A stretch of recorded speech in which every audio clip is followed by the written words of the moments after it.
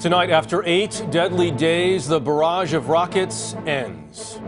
The United States welcomes the agreement today for a ceasefire in Gaza. Clarissa Ward, Alan Pizzi, and Charlie D'Agata on the deal that brought the Mideast back from the brink. Chip Reed on the resignation of Congressman Jesse Jackson Jr., the target of an ethics investigation. Scott Pelley with the CEO of Goldman Sachs, warning of the dangers of the fiscal cliff. What you won't repair is people's attitudes towards the United States. And Dean Reynolds on why there's a smaller bounty to share with the hungry this Thanksgiving.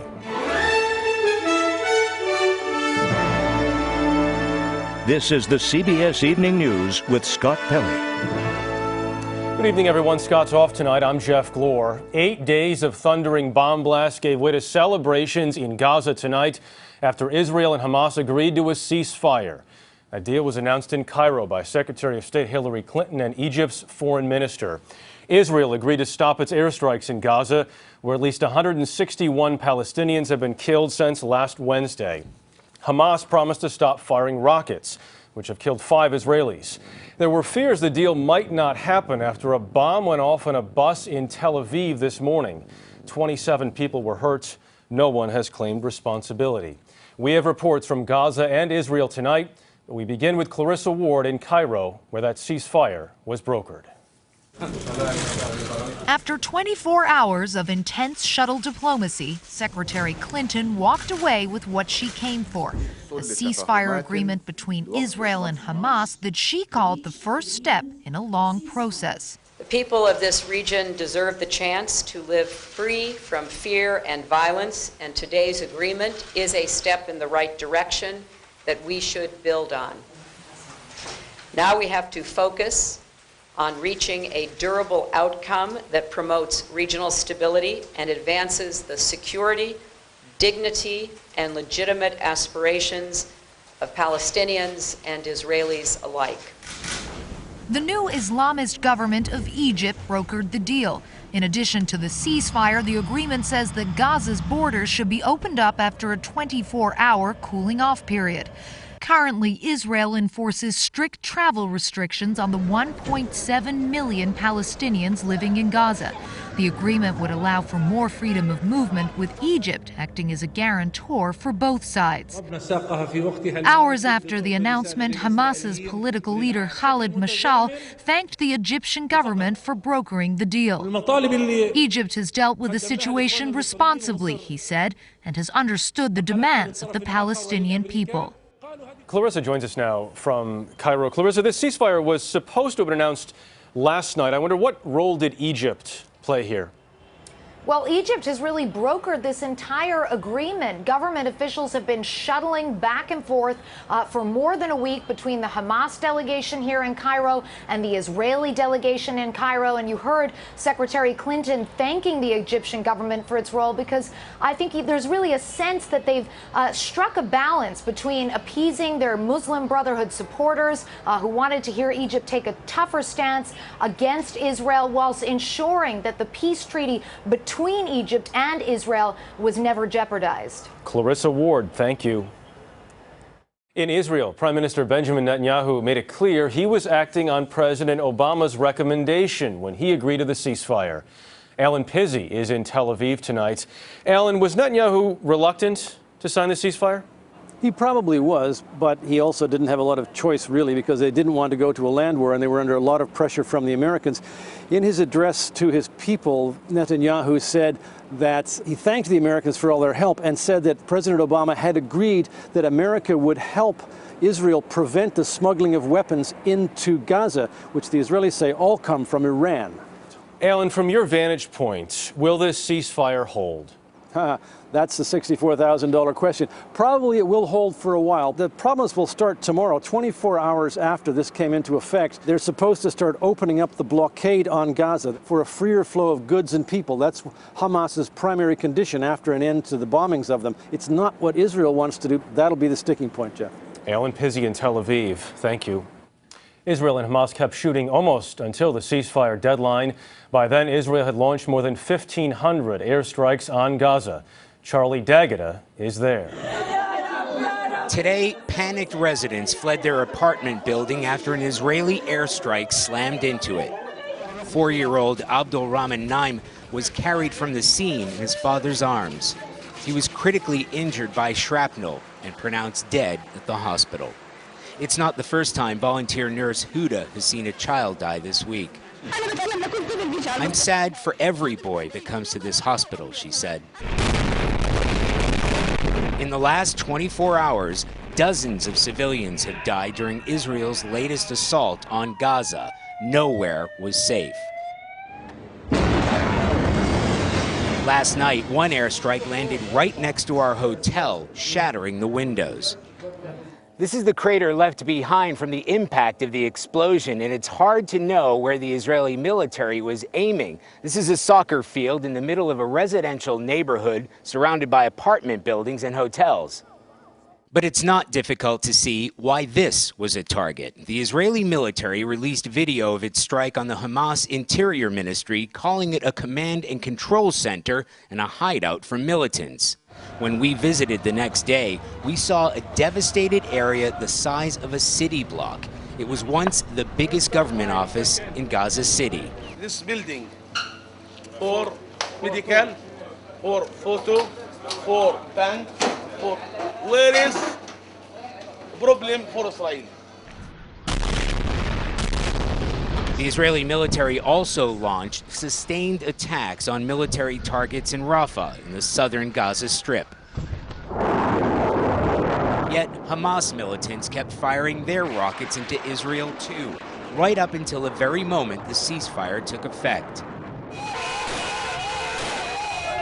And tonight, the once empty streets of Gaza City erupted, not with explosions, but with the sounds of cheering, fireworks, and celebratory gunfire. Charlie Deggett joins us now from Gaza City. And Charlie, I wonder if you can talk about this. How has the mood changed since this announcement? Jeff, it's difficult to convey the sense of relief that we have here tonight. For the past week or so, this place has been a ghost town, and for the past 24 hours, we've seen some of the worst fighting. And now what we're seeing is the streets are filled with people. They're driving up and down, they're waving Palestinian flags. There's a real sense of celebration. I don't think too many people would have believed that there would have been a ceasefire until it actually happened. Charlie Daggett, thank you. In India, the one attacker who survived the 2008 terror rampage in Mumbai was executed today. Ajmal Kasab was hanged after his plea for clemency was rejected. 4 years ago, Kasab and 9 other members of a Pakistani terror group tore through Mumbai with grenades and automatic weapons. During a 3-day siege, they killed 166 people. In this country, Illinois Congressman Jesse Jackson Jr. resigned today. Just 2 weeks ago, he was reelected in a landslide, even though he hadn't spent a minute on the campaign trail and was under an ethics investigation. He is now under a criminal investigation. Chip Reed has more on a man who was once one of the Democrats' rising stars. In his letter of resignation to Speaker of the House John Boehner, Jackson wrote, "My health issues and treatment regimen have become incompatible with service in the House of Representatives." The son of civil rights leader Jesse Jackson, Jackson Jr., mysteriously disappeared from public view last June. It was later revealed he was undergoing treatment for bipolar disorder. Jackson was reelected earlier this month, though he did not actively campaign, recording only a single message for his constituents. For the past few months, I've undergone medical treatment to address several serious health issues. But his health may not be the only factor in Jackson's decision to resign. For more than a year, the Washington field office of the FBI has been investigating the possible misuse of campaign funds, according to federal sources who say discussions about a possible plea deal began in just the past few weeks. Today, for the first time, Jackson acknowledged that investigation. "I am aware of the ongoing federal investigation into my activities," he wrote, "and I am doing my best to address the situation responsibly, cooperate with investigators, and accept responsibility for my mistakes, for they are my mistakes and mine alone." A plea deal does not appear to be imminent, Jeff. Late today, Jackson's lawyers put out a written statement in which they said, "We hope to negotiate a fair resolution of the matter, but the process could take several months." Chip Reed, thank you. Congress and the president have just 40 days to avoid the so-called fiscal cliff. When the ball drops on New Year's Eve, tax hikes and severe spending cuts will kick in automatically unless a deal is reached. Wyatt Andrews spoke with two men who say they know how it should be done, if only Washington would listen. 2 years ago, the Fiscal Commission, chaired by Democrat Erskine Bowles and former Republican Senator Alan Simpson, proposed every basic element of the fiscal cliff solution being discussed now. Their plan was a mixture of higher taxes, lower spending, and the reform of Medicare and Social Security. Both men told us sacrifice has to come from everyone. All of us have to have some skin in the game to get it done. If you want something, pay for it. It's a sick idea, but it is an interesting idea. Their biggest idea was to increase revenue by combining both the president's demand for higher taxes on the rich and the Republican proposal to get rid of tax loopholes.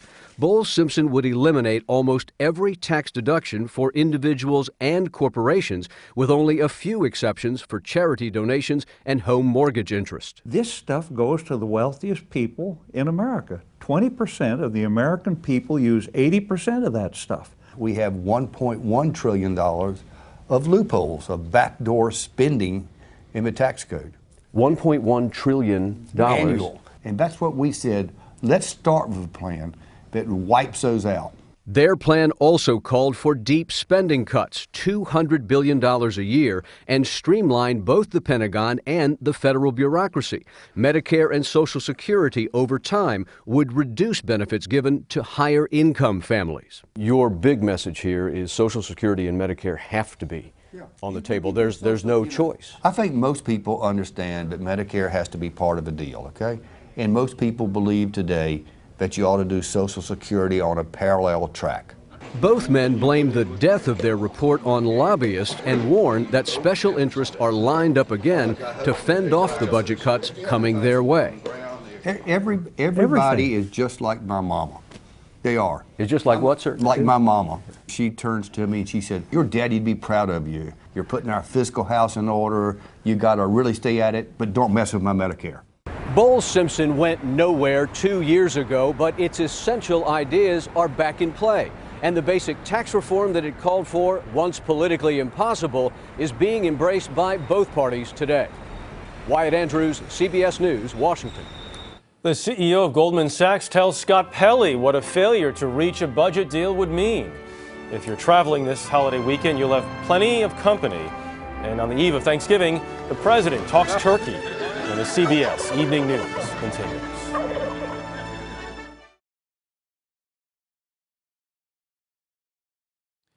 With the fiscal cliff getting closer and closer, Scott Pelley has been talking to some of America's top corporate CEOs about how to avoid it. Tonight, Scott asked Lloyd Blankfein, the chairman and CEO of Goldman Sachs, about the consequences of failure. If we go over the fiscal cliff, as it's called, what happens to the economy? Look, if we go over the fiscal cliff, it will be very bad, hugely negative for the stock market, which is, a source of people's wealth. People will feel poorer. If we go over for a short period of time and adjust it, we can repair some of those things. But what you won't repair is people's attitudes towards the United States as a responsible debtor. And that's very important. If we show that we're so irresponsible that we can't imagine our affairs, people have no recourse but to invest with us today, but they're going to work awfully hard to find alternatives very quickly. Lloyd Blankfein is among the world's most influential bankers, but he rarely does interviews.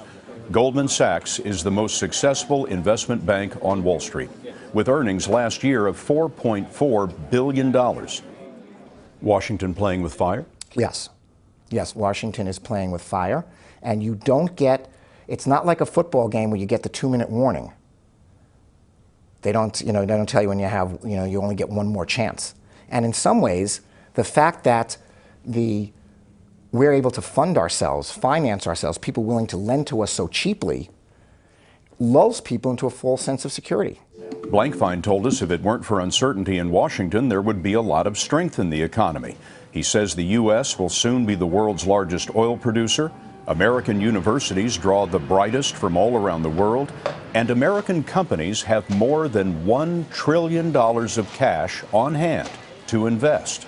If you had the President and the Speaker of the House in this room and they asked for your advice, you would tell them what? In general, I'll tell you, I think I'm supportive of whoever is the most likely to lead us to a consensus that will unify the country and get us all moving forward in the same direction. To me, whether the tax rate is 2% lower or higher, or the cutoff age on some entitlement is 1 year less or more, is secondary or tertiary to the fact that this country is focused on its future. Lloyd Blankfein of Goldman Sachs with Scott Pelley.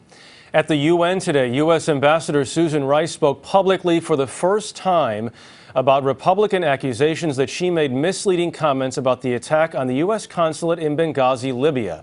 5 days after the attack, Rice said on the Sunday morning news programs there was no evidence it was an act of terror. Here's what she said today.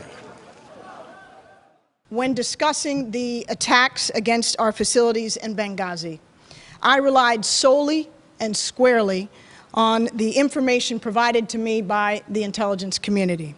I made clear that the information was preliminary and that our investigations would give us the definitive answers. Everyone, particularly the intelligence community, has worked in good faith to provide the best assessment based on the information available.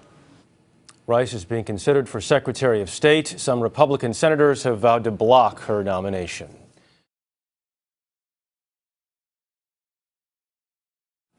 Americans hit the roads and airports today for the Thanksgiving holiday. And for the fourth straight year, a AAA survey projects more people will be on the move. 43.6 million in all. Most of them, 39.1 million, are traveling by car. More than 3 million others will crowd onto planes for the annual pilgrimage. President Obama stepped up to the foul line today, and continuing a Thanksgiving tradition, he granted a pardon to a turkey.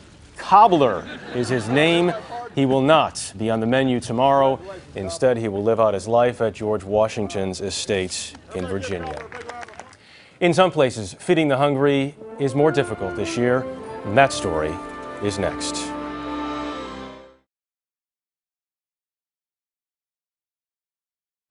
Finally, tonight, the drought in this country had been easing the past few weeks, but the latest report out today says it's getting worse again. Dean Reynolds tells us the drought has meant a smaller harvest to feed a growing number of hungry Americans. The Lord be with you. At the St. Columbanus Food Pantry on this day before Thanksgiving, they placed their trust in the Lord. Amen. I need you to take this all the way up to the front. And then turn things over to Laverne Morris. Let's get all of those potatoes back over here. I need the turkeys to make a second row right here. Laverne, what is your job here? Okay, I'm the director of the food pantry here at St. Columbanus. Let's go. It's a literal definition. Can we get that moved over here? Milk crates right here. She's kept the food pantry going for 8 years. She has no children. These folks are her family. Where's 23? Where's 24? Every Wednesday, 500 to 600 families line up to get their marching orders from Laverne. Where's 25? And their food from the stockpiles of the Greater Chicago Food Depository. Almost 40% of the people served here are under 18. More than a third of the households include at least one employed adult. Thank you. Kate Mayer is executive director of the depository. That the face of hunger is not just the face of a homeless individual, but it's the face of somebody who has a job. And this year is made tougher by last summer's drought. Normally by now we are getting all of the root vegetables, fresh corn, but because of the drought, we don't have it. We're giving away 2 apples to each family. Okay. Normally, we would be able to give about a 5 or 10 pound bag of apples to each family. If you didn't have this opportunity, you wouldn't have? I wouldn't have a turkey. Monica Bonds, a mother of 3, is bringing a turkey home. Happy Thanksgiving. Thank you, you too. Laverne Morris made sure of that. Thank you. Thanksgiving. Thank you. Dean Reynolds, CBS News, Chicago. And that is the CBS Evening News tonight. For Scott Pelley, I'm Jeff Glor. Good night.